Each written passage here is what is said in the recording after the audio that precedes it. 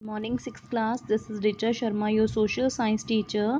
Yesterday we read second page of chapter number 8 and today we are going to see the third page. ठीक है, कल हमने देखा था कि इंस्क्रिप्शंस की स्टडी कैसे हेल्प करती है. ठीक है, अशोका के इंस्क्रिप्शन से हमें क्या पता चलता है, ये सब चीज़ें. आज हम कॉइन्स के बारे में कुछ देखेंगे. The given picture of one such coin is of king Samudragupta. ये जो पिक्चर्स आप देख रहे हैं ये समुद्रगुप्ता के टाइम की है. The study of coins is called numismatics. ठीक है, तो जो स्टडी है कॉइन्स की, जब कोई स्टडी करता है तो उसको क्या बोलते हैं, numismatics. Do you know coins of Indian rulers have been found in many countries. ये मतलब देखा गया है कि इंडियन रूलर्स के, इंडियन जो राजा थे उनके जो कॉइन्स हैं वो बहुत सारी कंट्रीज़ में देखे गए हैं. ठीक है, this indicates that India had trade relations with foreign countries. तो ये कहा जा सकता है कि इंडिया के जो व्यापार के संबंध फॉरेन कंट्रीज़ के साथ डेफिनेट सी बात है रहे होंगे, इस वजह से ही वहाँ पे करेंसी एक्सचेंज हुई थी. नेक्स्ट हम देखने जा रहे हैं मोन्यूमेंट्स के बारे में.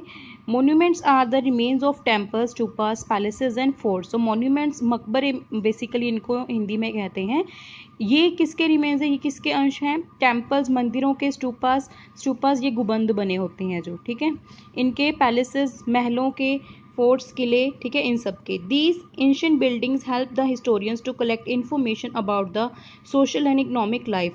तो ये जो बिल्डिंग्स के मतलब एंशिएंट बिल्डिंग्स हैं, पुरानी बिल्डिंग्स हैं, ये इतिहासकारों की हेल्प करती हैं कैसी इन्फॉर्मेशन कलेक्ट करने में, सोशल, ठीक है, सामाजिक, इकोनॉमिक लाइफ कैसी थी, या धर्म कैसा था, विश्वास कैसे थे, कैसे कपड़े पहनते थे वो, आर्ट फॉर्म कैसा था, आर्किटेक्चर कैसा था उस टाइम का.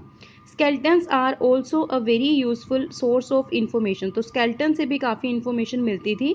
The students of skeletal studies try to know every minute details about the skeletons. तो जो स्टूडेंट्स थे वो जो स्केल्टन की स्टडी करते हैं वो हर एक डिटेल को निकालने की कोशिश करते हैं, उसमें से लिस्ट देयर फाइंडिंग्स जो भी उनके पास से मिलता है. For example, the skeleton of a women generally has broader hip और pelvic and child bearing.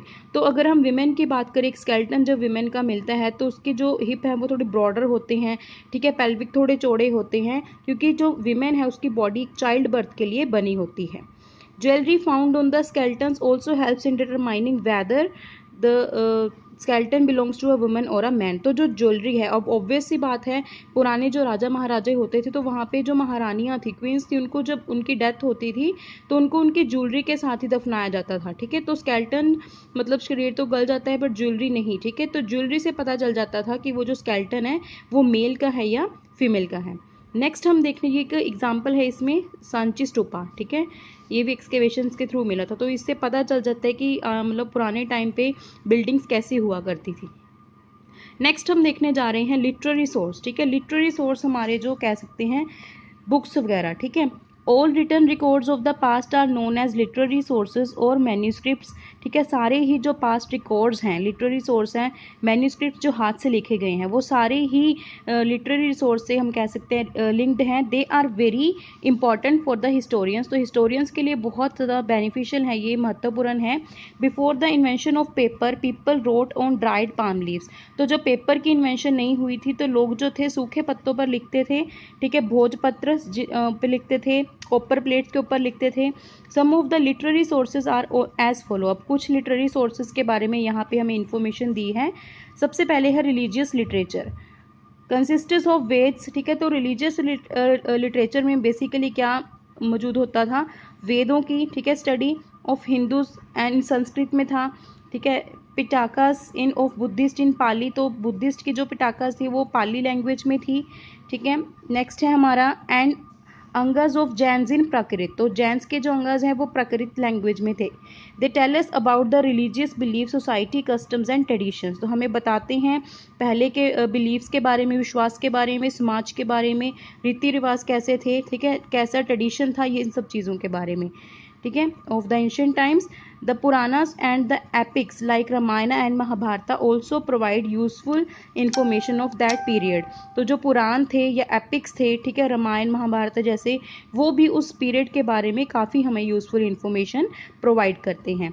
Next है नॉन रिलीजियस लिटरेचर. अब ये तो रहा रिलीजन से बेस. अब जो नॉन रिलीजियस लिटरेचर था, consistence of prose, plays, poetry, grammar as well as writings of Kautilya's Arthashastra, ठीक है, कालिदास अभिज्ञान शकुंतलम एटसेट्रा। तो ये वाली जो बुक्स हैं ये नॉन रिलीजियस लिटरेचर में आती थी, जिसमें नाटकों की कविताएं थी, ग्रामर थी, ठीक है, प्रोज मतलब ड्रामा वगैरह थे। तो ये सारी चीज़ें राइटिंग्स के अंदर इंक्लूड थी।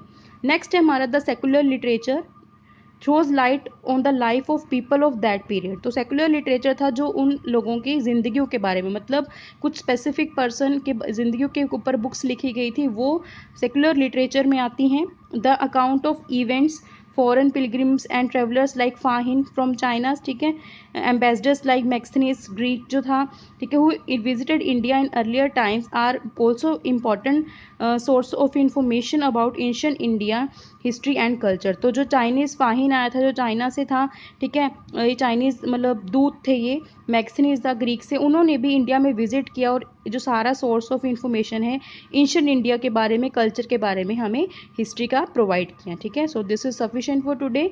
Tomorrow we will read the next chapter, तब तक आप इसको रीड करना। ठीक है, तो आपने देखना है कि रिलीजियस लिटरेचर में कौन कौन सी चीज़ें शामिल हैं, नॉन रिलीजन में कौन सी हैं और सेक्युलर लिटरेचर में कौन सी हैं। Thank you.